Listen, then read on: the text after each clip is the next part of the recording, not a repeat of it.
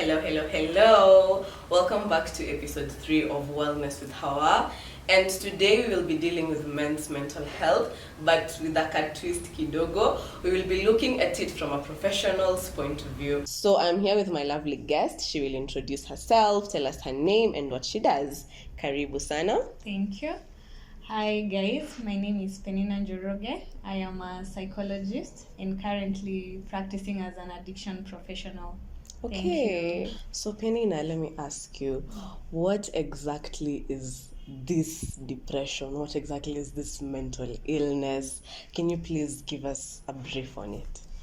Okay, so from a professional point of view, we define depression as a mood disorder that affects a person's thought process, how they feel, and how they behave. And it's different from feeling down from time to time, that is normal. But when it is accompanied by feelings of hopelessness, despair, apathy, that is something to look out for, and that is, pointing into depression. Okay, and I was researching and I was seeing that a lot of men are committing suicide. Actually, their suicide rate is 4 times higher than the rate of women. And I was seeing the reason of this is that men are a bit hesitant to seek help. Maybe could you tell us why they are a bit hesitant to seek professional help? Yes, that is very, very true. Women are more prone to depression, but men are more end up committing suicide, and they are mostly successful. And the reason why they don't seek help is because the signs of depression show up differently for men, and most of them don't recognize. So it may take time to diagnose someone with depression, and by the time you're getting to that point, it's severe, and they're already at the edge of committing suicide. Then the other thing, it's the stigma that comes with a mental illness. Most people define it as kukua mwenda wazimu. So if I am going to Mathare to seek a psychiatric review, I can't go because the stigma that comes with that, nimekuwa mwenda wazimu, or something of the sort. And societal norms, men are meant to be strong according to, we define men as being strong according to society. They're supposed to be our heroes, they're supposed to be fearless. And so seeking help for mental illness, and especially for depression, that's a weakness. And then men are not more in tune with their emotion, unlike women. So seeking for help and recognizing those signs of depression is a bit hard. And then toxic masculinity. That is very, very common. I've had in my practice, loved ones seeking for help, they will ask their partners to come in, for therapy, and they say hiyo ni kitu ya wazungu ama ni ya wanawake. So that's wanting to maintain the status quo of being a man makes it very hard for them to seek for help. So let me take you back a bit. You said that depression for men, it takes longer for them to realize. So I want you to tell me, how is depression for men and how is it different to women? Okay. First of all is that they experience symptoms that are similar. There are symptoms that are similar for both men and women, like the feelings of hopelessness, helplessness, self-loathing, loss of interest in activities you used to love.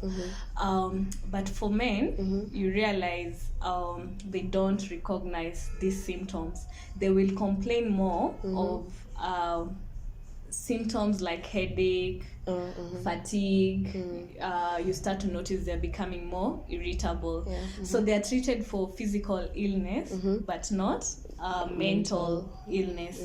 Then the other thing is that men tend to distract themselves when they're experiencing an emotional breakdown or some uncomfortable emotions or negative emotions.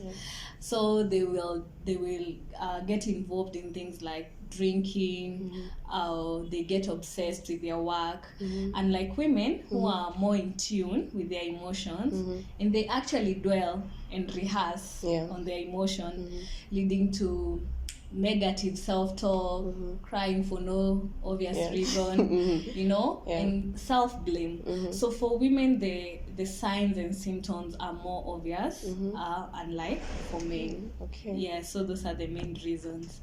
Okay, so a lot of men, as you've said, they portray this strong character there. So a lot of them, even if you notice that something is wrong, they'll be like, I'm fine in life too, it is what it is, I'm okay. And for a lot of people, they may not know what exactly to look out for.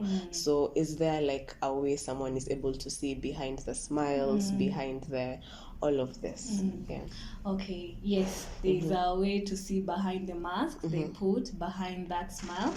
And some of the signs to look out for, that those obvious that I've talked about, you know, feelings of hopelessness, helplessness, feeling that they can't fix this. You also realize they start to lose interest in things they were interested in, be it hobbies, sex, work, you know.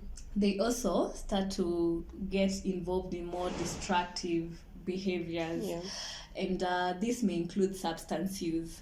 For men, actually, it starts just prior to the onset of depression. Unlike for women, they get into substance abuse after onset of depression, and now when the feelings of anxiety and this just becomes a coping mechanism to numb those feelings, you know, of depression. So men get into substance abuse, and most of them become addicted to this substance, and then you realize they start to isolate. They don't want to come to family functions. They don't want to participate in things they were interested in before. They also, some will obsess with work. Wanakuwa workaholic. So they want to spend more time at work so that they don't have to deal with those questions, how are you? Or they don't have to, you know, to lie about it. And then you also notice they start to be aggressive and to be in control. So you start to notice if it's your partner, the way they talk to you, the way they are controlling you, you know, has become different. Some become abusive, physically, verbally, and, you know, even sexually. And then it is also easier to notice feelings of anger, irritability, and frustration in men. And the other thing is you need also to watch out for the physical signs and symptoms. When they complain about the headaches, the tight chest, you know, the lack of appetite or an increased appetite, the change in sleep patterns. So those are the most common signs that you watch out in men. And sasa, let's say as a woman, I see my husband going through all these signs. What is the best way to go about it? Because of course when I go and tell him na uko sawa nini, he will obviously deny it. Atakataa mambo ya kwenda kwa hospitali to be treated for mental health. So what is the best way to go about it? Okay, so the best way is first start the conversation, because most people will just let it slide or sweep it under the carpet, and it doesn't make the situation any better. And men tend to seek help if they know there is support.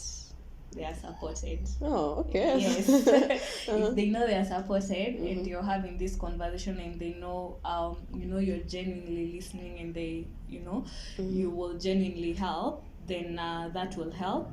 Also, encouraging them to seek for help. If they can't talk to you, can they talk to a trusted friend? You know, can they see someone just for therapies? You know, just for the talk. You know, and just see if something can be done.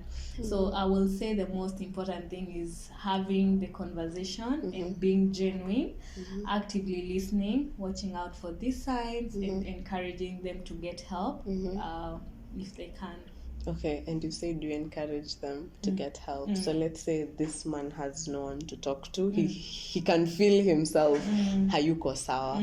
So where is the best place that he can get this help? Yani aanzie wapi kwenda kutafuta usaidizi? Yeah. Okay, you can start the most obvious with your doctor, your physician.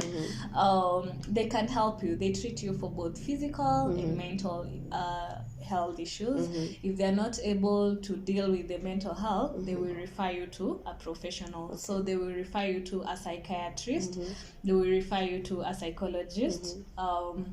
They will refer you to centers where you can get this help, you know. So that's a good place to start. Support group meeting. There are communities where people are talking about this stuff.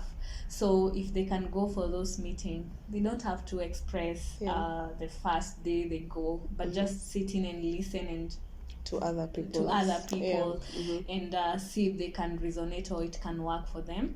And also, most importantly, talk to friends, family members, the ones that you trust, because they can help you seek for that help. They can point you into the direction where you can get help. You'll be surprised, most people even in your family are going through this stuff, or they have been seeing someone and you're not aware. So that's also a good place to look, and they will direct you to the right people who can help you. So Penina, thank you so much for the helpful talk. I hope mumesikia. This is it from a professional's point of view. So guys, unfortunately, that's our time for today. But be sure to tune in next week at a time like this for more content. And please like, subscribe, and share with your friends. Thank you so much. And stay safe. If you notice someone going through all that she has said, please encourage them to seek help. Goal ni ku reduce these suicides. Thank you.